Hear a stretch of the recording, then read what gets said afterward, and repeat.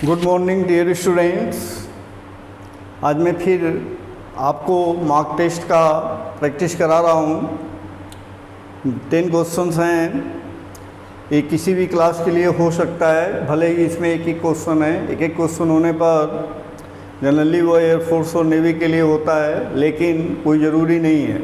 ये किसी भी एसएससी और सीएचएसएल और एमटीएस के लिए भी ये इम्पोर्टेंट हो सकता है। पहला क्वेश्चन है, find the spot error in the given sentence. दो सेंटेंस है ए और बी।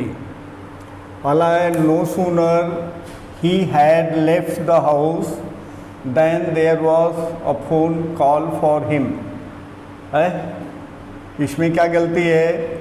अगर कोई सेंटेंस नो सूनर से शुरू होता है, अगर कोई सेंटेंस नो सूनर से शुरू होता है, नो सूनर से,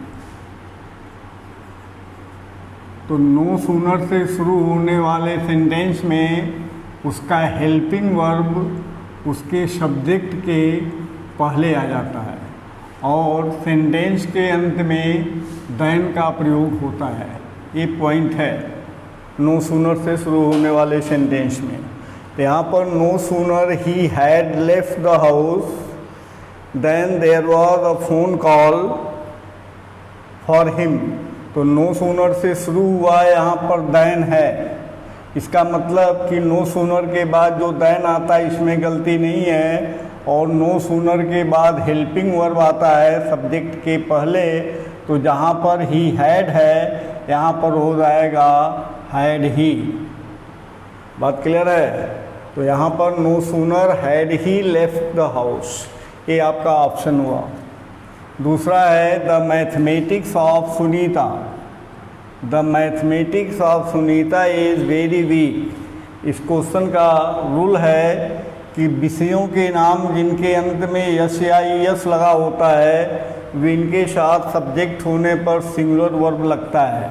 लेकिन जब विषय से किसी पर्टिकुलर व्यक्ति के विषय का बोध होता है तो ये प्लूरल माना जाता है और इसके साथ वर्ब प्लूरल हो जाता है। तो ईच के स्थान पर यहाँ पर आर होगा। क्लियर है?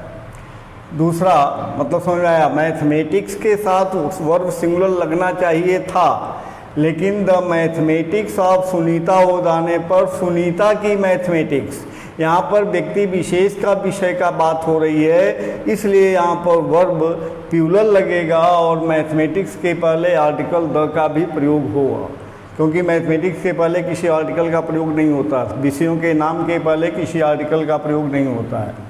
अगला है, select the antonyms of given word. तो एंटोनिम्स पूछ रहा है, एजाइल का अर्थ होता है चंचल, लेथार्जिक का अर्थ होता है आलसी, स्ट्रॉन्ग का अर्थ होता है शक्तिशाली, निम्बल का अर्थ होता है चपल, और कंफ्यूज का अर्थ होता है भ्रमित। तो एजाइल का आपका निम्बल सिनोनिम्स एंटोनिम्स होगा। दूसरा शब्द है, give the synonyms of the given word. Gallivant. Gallivant का अर्थ होता है आनंद के लिए यात्रा करना। गैलीवेंट का अर्थ होता है आनंद के लिए यात्रा करना। और ट्रेकिंग का अर्थ होता है चढ़ाई, पहाड़ की चढ़ाई चढ़ना या पहाड़ पर चढ़ना। ट्रेकिंग, पहाड़ पर चढ़ना। तो ये तो इसका अर्थ नहीं होगा पहाड़ पर चढ़ना। और हॉलीडे माने जानते हैं छुट्टी। बोटिंग का मतलब होता है नाव से चलना, और टूर माने होता है आनंद के लिए यात्रा करना। तो गैलीवेंट का सिनोनिम्स होगा टूर। ठीक है? अगला शब्द है, select the most appropriate meaning of the given idiom. Idioms है donkeys ears. Donkeys ear, donkey के कान।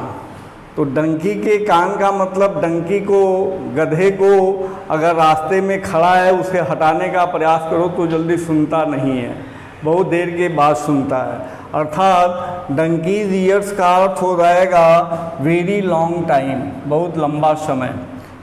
वंस इन अ वाइल, क्षणिक में। हैविंग लॉन्ग ईयर्स, बड़े लंबे कान होना। इंस्टेंटली, क्षणिक में, तुरंत। तो यहाँ पर वेरी लॉन्ग टाइम ही इसका उपयुक्त सॉल्यूशन होगा। Fill in the blanks with appropriate option. सही ऑप्शन दो आप। तो we can not postpone today's discussion on the issues of security of the colony, it is urgent. इसमें कंजंक्शन भरना है। तो इन केस का अर्थ होता है बशर्ते कि, आल्दो का अर्थ होता है यद्यपि, बिकॉज का अर्थ होता है क्योंकि, देयरफॉर का अर्थ होता है इसलिए। तो अगर पहले कार्य हुआ हो बाद में उसका रिजल्ट दिया हो तो देयरफॉर का प्रयोग होता है। पहले कार्य हो और बाद में उसका कारण दिया गया हो तो बिकॉज का प्रयोग होगा। और एक कार्य में कार्य हो दूसरे में उसका विरोध हो तो आल्दो का प्रयोग होगा। और एक में शर्त हो और दूसरे में कार्य हो तो इन केस का प्रयोग होता है। ये 3-4 पॉइंट हुआ।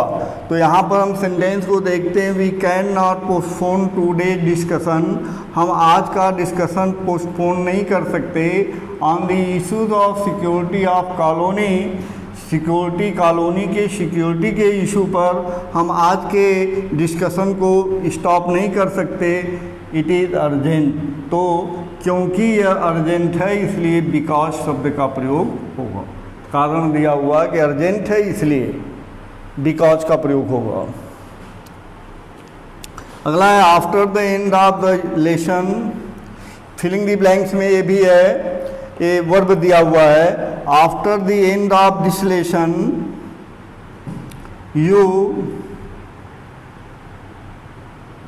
you will be able to write a paragraph on this topic। तो इस पर भरना will, could, can, must। तो can, could तो हो नहीं सकता, क्यों? क्योंकि can, could के साथ be able शब्द का प्रयोग नहीं होता, दो तो गया, राइट? ये दोनों तो खत्म हो गए। अब must कार्य की अनिवार्यता को शो करता है। यहाँ सेंटेंस कर रहा है after the end of this lesson you will be able to write. तो आप एक पैराग्राफ इस लेसन, इस टॉपिक पर एक पैराग्राफ लिखने में योग्य हो सकोगे, तो आपका विल ही ज़्यादा सूटेबल वर्ड है। ठीक है। 7वां क्वेश्चन है, I saw her your cupboard to opening, opened, opening, to open. तो सा हर, सी, सा के बाद सा के साथ और भी वर्ब हैं, जैसे हियर, शी, वॉच, फाइंड। इन सब क्रियाओं के बाद ऑब्जेक्ट प्लस V1 होता है, ये रूल है। Here, see, watch, find etcetera और भी वर्ब है, ऑब्जेक्ट V1 होता है। अब यहाँ पर हम देख रहे हैं कि आई सॉ हर, यहाँ पर ओपन दिया क्रिया का सेकेंड फॉर्म, इसमें ओपनिंग में टू लगा लिया, यहाँ पर ओपनिंग है, यहाँ पर टू ओपन है। ऑब्जेक्ट के बाद केवल V1 लगता है, तो इसमें 2 + V1 दे दिया। तो दूसरा विकल्प ये होता है कि या तो ऑब्जेक्ट प्लस V1 होता है या जिरेंड होता है, तो V + ing। तो आई सॉ हर योर कपबोर्ड, तो टू ओपनिंग हो नहीं सकता, एक क्रिया का थर्ड फॉर्म या सेकेंड फॉर्म हो नहीं सकता, टू ओपन हो नहीं सकता, इसलिए टू ओपनिंग होगा। ओपनिंग, केवल ओपनिंग होगा। आई saw her opening your cupboard, तो आपका विकल्प सी वाला होगा। ठीक है। अगला है select the wrongly spelled word. यहाँ पर स्पेल्ड वर्ड गलत है। यहाँ पर है रिसीव, रिजाइन, रिवलरी, रूपी। तो रिसीव की स्पेलिंग गलत है। इसमें एक रूल होता है कि जब आई ई और ई आई, आई और ई आई, आई और ई आई में बड़ा कंफ्यूज होता है कि कहाँ पर हम क्या भरें, आई ई और ई आई। तो जनरली सभी शब्दों के बाद आई ई लगाया जाता है, लेकिन सी के बाद, सी वर्ड के बाद ई आई ज़्यादा, ई आई होता है। आई सी किसी भी कंसोनेंट के बाद आई ई होता है, जैसे chief, thief, belief, brief, bricks, grief, पृष्ठ, इन सभी शब्दों के बाद आई होता है, लेकिन शी के बाद जनरली ई आई होता है। अब इसमें एक ऑप्शन क्या बोलते हैं, एक्सेप्शन हो सकता है, नहीं तो जनरली जैसे स्पेसीज शब्द है, स्पेसीज, तो स्पेसीज शब्द में उस रूल को फॉलो नहीं किया। स्पेसीज, सी आई, तो सी के बाद ई आई होता है, यहाँ पर सी के बाद ई आई कर दिया है, तो यही गलत है। तो यहाँ पर इसका स्पेलिंग हो जाएगा RECEIVE, और बाकी सब ठीक है। ठीक है, तो ये आपका रॉन्गली स्पेल्ड वर्ड है। Give the appropriate word for the given group, a system of government priest rule in the same of gods और god. Plutocracy, theocracy, aristocracy, oligarchy, ये शब्द है। तो ये क्रेसी शब्द जो है ये शासन को शो करता है, शासन या शासक को शो करता है, शासक।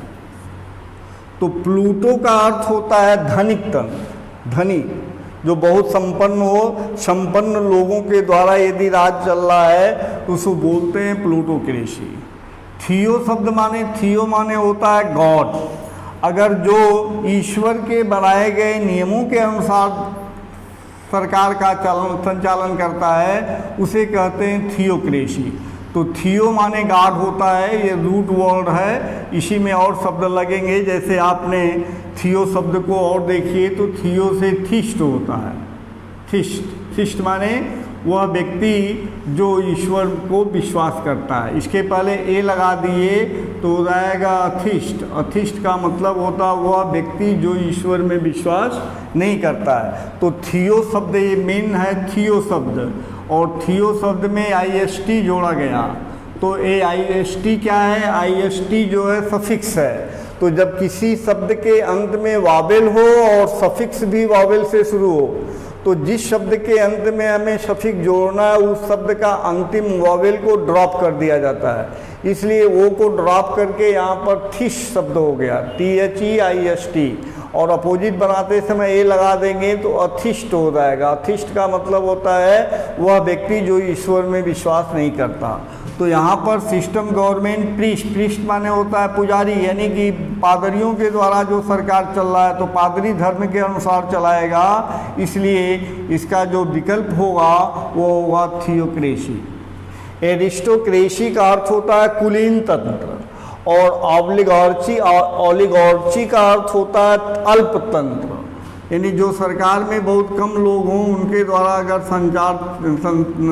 सरकार चलाया जाता है तो उसे बोलते हैं अल्पतंत्र।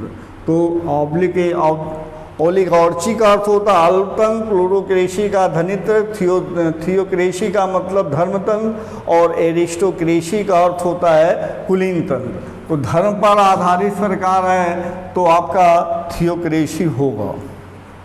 ठीक है, अगला है fill in the blanks suitable preposition. Preposition तो यहाँ पर लिखा हुआ नहीं है।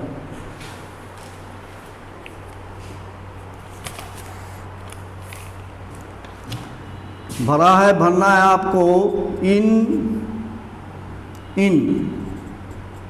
बी में है फॉर बाई, सी में है आपका आउट बाई, और डी में है आपका टू एट। ये आपको फिलिंग दी ब्लैंक्स में भरना है, राइट।